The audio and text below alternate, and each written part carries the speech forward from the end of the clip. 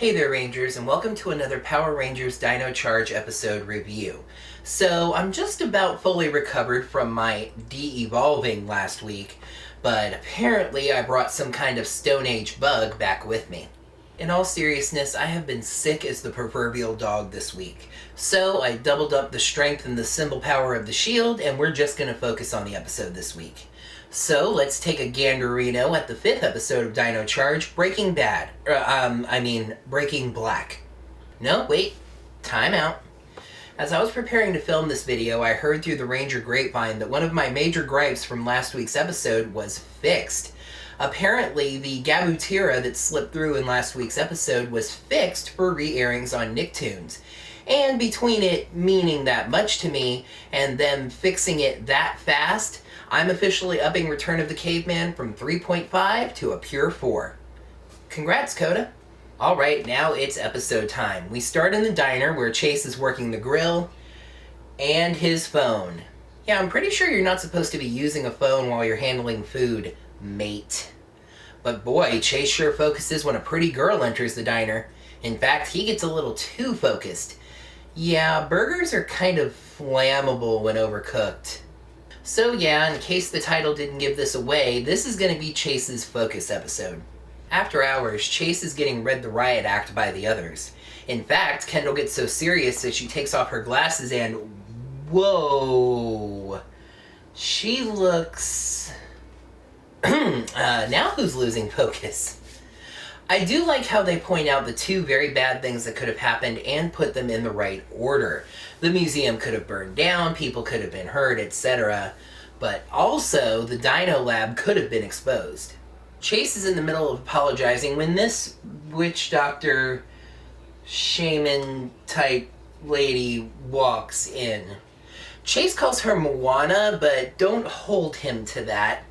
She says she had a vision that something very important is going to be stolen from her. Chase tells the others that she's a Madakite, a Maori fortune teller from New Zealand.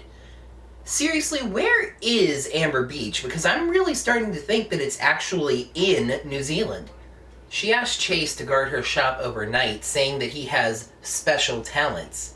She then gestures to his Energem. How does she know about that? Well, we'll see, I guess. He agrees and is dragged off. But Chase hasn't learned his lesson because the episode's not over yet, so he goofs off through the night and then falls asleep. One of Sledge's monsters, who seems to make a point of mentioning their bounty, sneaks in and takes a pendant. Chase wakes up and confronts the monster, but gets zapped. His eyes turn yellow and he starts having trouble focusing. It gets a little bit better when he skateboards after the monster. Oh, and right, Rangers on skateboards! This monster is Spellbinder, and the pendant he stole can apparently control minds. He also has a cape that deflects all attacks. The other Rangers show up and go Dino Steal. Tyrannosaurus Rex on the charger again. Thank you. Still love seeing that instead of Gabutira. Chase lines up a shot, but Spellbinder grabs Tyler. Tyler tells Chase to go ahead and take the shot, but Spellbinder is starting to get to Chase, and Chase drops his gun so he won't shoot Tyler. Riley ejects a charger and uses another, forcing Spellbinder to retreat. This nearly gets him thrown in solitary by Sledge, but Spellbinder promises that Chase will soon be under his control. Sledge promises him his freedom in exchange for just one Ranger, but says if he fails, he'll be plucked for dinner. Except that failure threats ring kind of hollow because the Rangers tend to blow monsters up.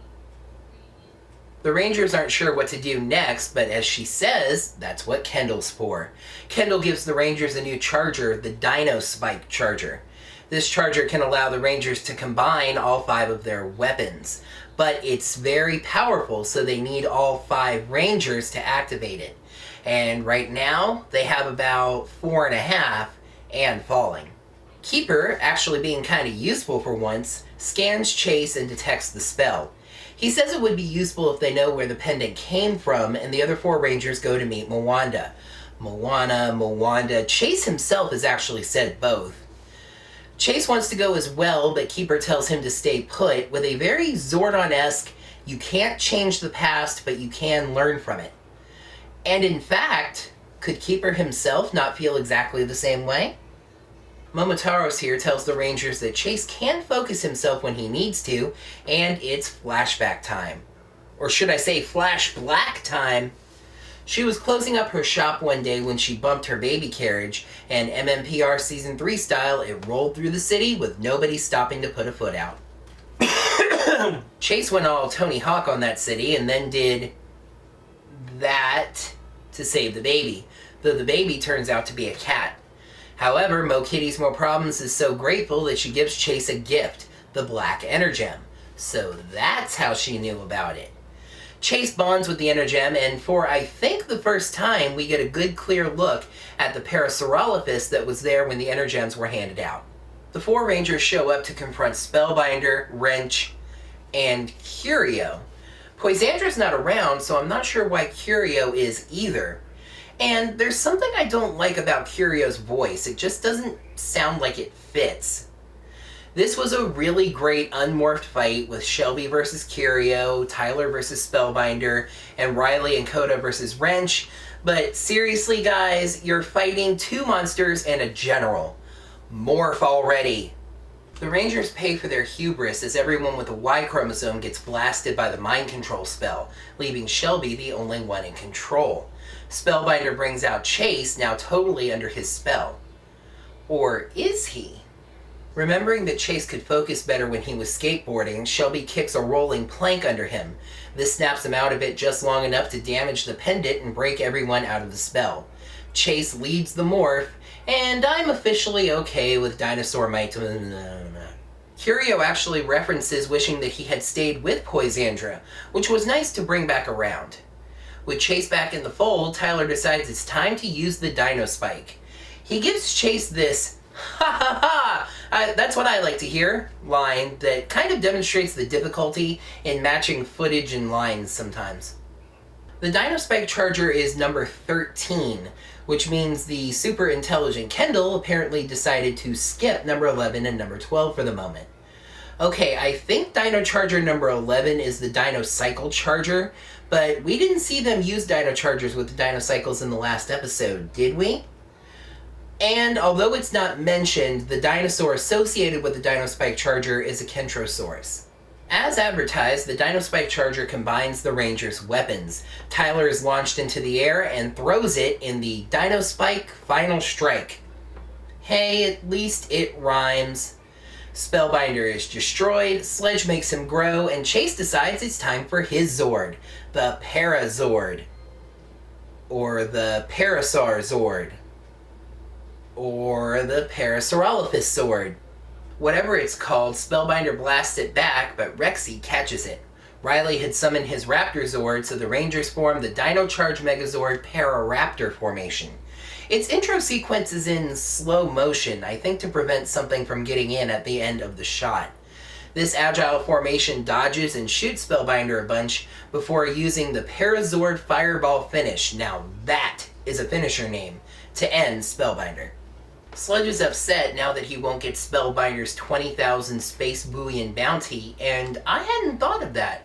Every monster the Rangers destroy costs Sledge money. But all is not lost here, as the stolen pendant apparently survived the explosion. Sledge has Wrench save it for later. Dangling plot thread. The episode wraps up with a gag about Chase focusing on his museum duties by skateboarding while he does them, and it was Coda's turn anyway, then I really don't feel like going into very much. I will say that Coda's broken caveman English actually nearly killed the joke, but in the end it did still work. I am really starting to wonder if Dino Charge has an odds and evens curse. Why? Let the fossils tell you. Episode 5, Breaking Black. Pros: Chase's negative qualities work into a positive backstory, the action was good, the battery was fixed again, and the episode introduces a new weapon and a new Megazord formation without feeling rushed. Cons: there were a couple of awkward lines adapted from Sentai footage, the Dino Spike Charger was not fully explained, and there were a few "wait, what?" moments. 5 is an odd number, so 5 is the score it gets. Breaking Black gets 5 fossils out of 5. Episodes 1, 3, and 5 got a 5, while episodes 2 and 4 got a 4. I'm not really sure what's up with that, but I simply prefer to think of it as 5 strong episodes in a row. Great backstories and characterization mixed with fun action and new weapons. The show's kind of out of basic backstory at the moment, unless we get some on Kendall, so let's see where things go from here. Actually, it looks like the next episode of Dino Charge is going to lead on very neatly from this one. So let's see what's happening next Saturday at noon in episode 6, The Tooth Hurts. When faced with the fast-firing cavity monster, Riley thinks Chase doesn't take the threat seriously, but soon learns that Chase simply has a different approach. Thanks so much for watching another Dino Charge episode review. I really appreciate it. Make sure to click the like button right down below the video if you liked it. Subscribe to get notified about new videos. Make sure to watch my vlog and my food review show. Links to that on the end slate at the end of the video. Until next time, may the power protect you or something. Oh my gosh, I'm so sorry, my bad. Activate the end slate.